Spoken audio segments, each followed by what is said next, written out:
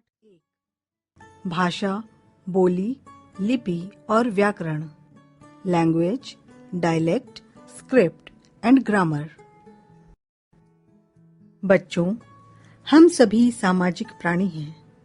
समाज में हम अपने परिवार, पड़ोस, भाई बहन, माता पिता, दादा दादी, सहपाठियों आदि के बीच रहते हैं। समाज में रहते हुए हम दूसरों के विचार सुनते हैं तथा अपने विचार दूसरों को सुनाते हैं। हम अपने भावों को बोलकर या लिखकर व्यक्त करते हैं। ऊपर दिए गए पहले चित्र में आप देख रहे हैं कि परिवार के सभी सदस्य टीवी देख रहे हैं तथा आपस में उसके विषय में बातचीत भी कर रहे हैं। दूसरे चित्र में माँ बच्चों को बोलकर पढ़ा रही है। बच्चा माँ द्वारा कही गई बातों को ध्यान से सुन रहा है और जानकारी प्राप्त कर रहा है।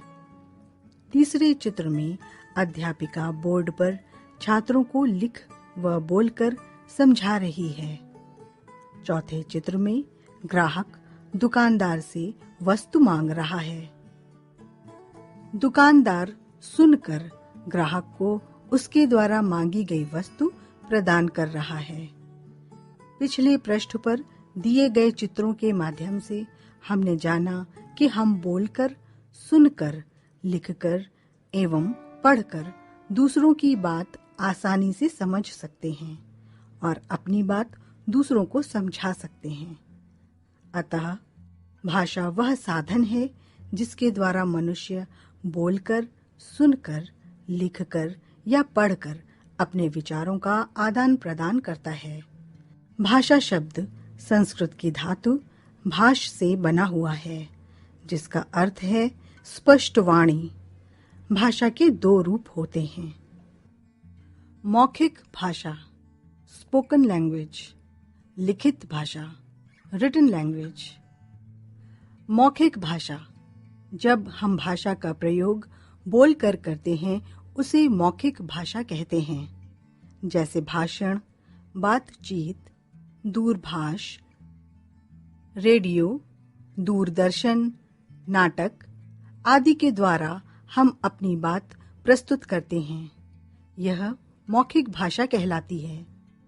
लिखित भाषा, जब हम भाषा का प्रयोग लिखित रूप से करते हैं उसे लिखित भाषा कहते हैं, जैसे विभिन्न प्रकार के साहित्य, पत्र, तार, टेलीग्राम, दूरदर्शन पर दिखाई गई लिखित सूचना, समाचार पत्र आदि।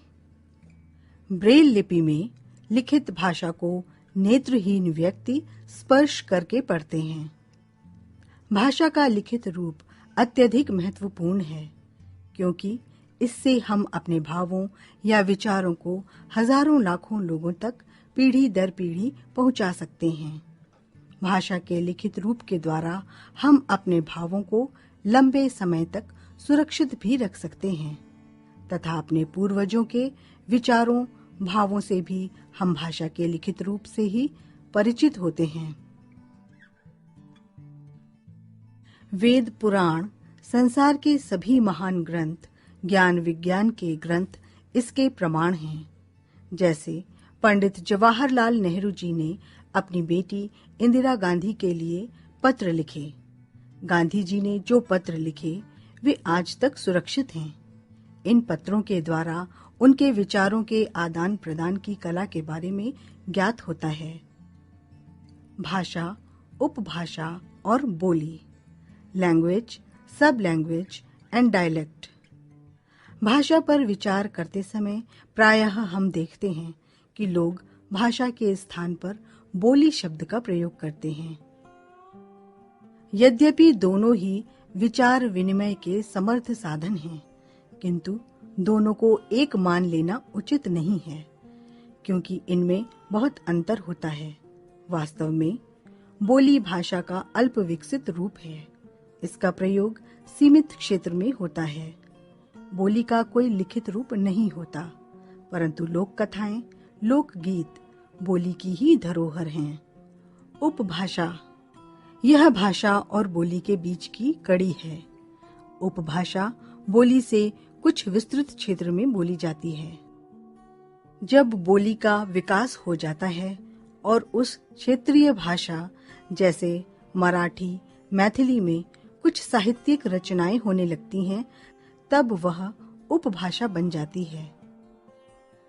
बोली केवल बोलचाल में ही प्रयोग की जाती है, इसका लिखित रूप में प्रयोग नहीं होता, जबकि उपभाषा बोली का कुछ विकसित लिखित रूप है। भाषा एक विशाल क्षेत्र में प्रयोग होती है। भाषा का अपना भरपूर प्रसिद्ध साहित्य होता है। भाषा का अपना मानक रूप तथा व्याकरण होता है, जैसे हिंदी, अंग्रेजी, उर्दू, जापानी, जर्मन आदि। लिपि, स्क्रिप्ट।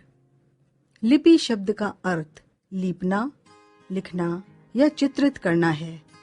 कही गई बातों के संरक्षण हेतु लिपि की आवश्यकता पड़ी। लिपि द्वारा इतिहास को संरक्षित रखा जा सकता है। लिपि द्वारा ही हम आज तक और युग युगांतर तक अपने वेद पुराणों, प्राचीन साहित्य, इतिहास और विज्ञान की जानकारी प्राप्त कर पाते हैं और करते रहेंगे। भाषा के लिखित रूप के लिए जिन ध्वनि चिन्हों का प्रयोग किया जाता है, उन्हें लिपि कहते हैं। लिखने की विधि अथवा लिखने का ढंग भी लिपि कहलाता है। भाषा, लिपि।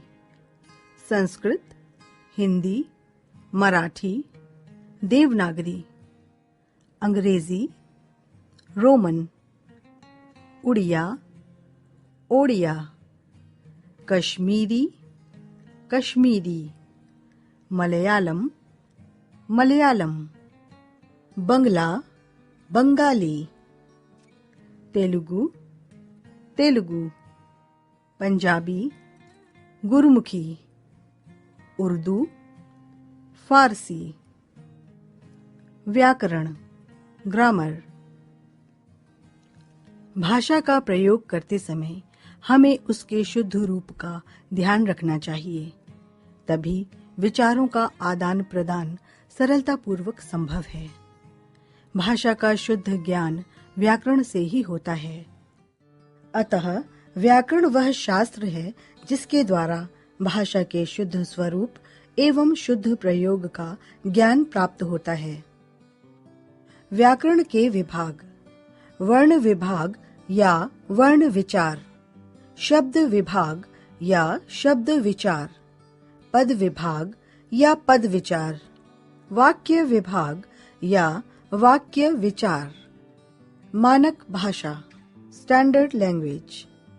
समय के साथ साथ भाषा में कुछ अक्षरों तथा शब्दों में अनेक रूपता आ जाती है तथा भ्रम प्रचलित हो जाते हैं।